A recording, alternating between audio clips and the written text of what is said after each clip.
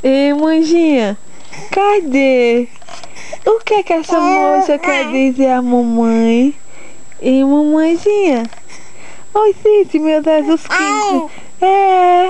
Oi, diga mal as cores bonitas da mamãe. Diga que a mamãe entende tudo que você quer falar.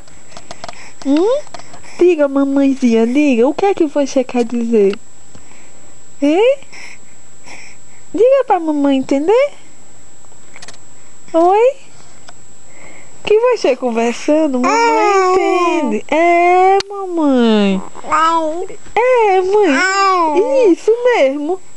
Oxi, mesmo. É, diga. É isso mesmo. Tá bom? Diga, papai. Tô dizendo tudo.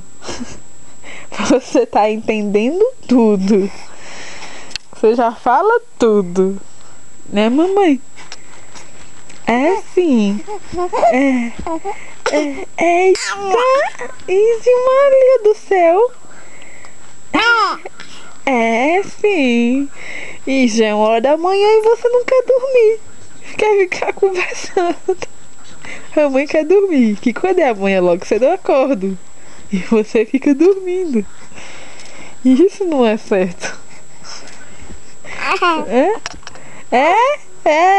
Sua bichinha sem vergonha. É rato cascudo, viu? Essas costuminhas eu nunca sei. Sua bichinha sem vergonha. Sim.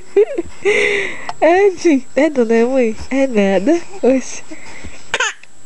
É nada que mamãe não dá os cacetinhos não. Essa menina bonita vai dar um cheiro bem grande, uns abraços gostosos. Né, mãe? É sim, mãe. Oi, gente. Oi, gente, mamãezinha.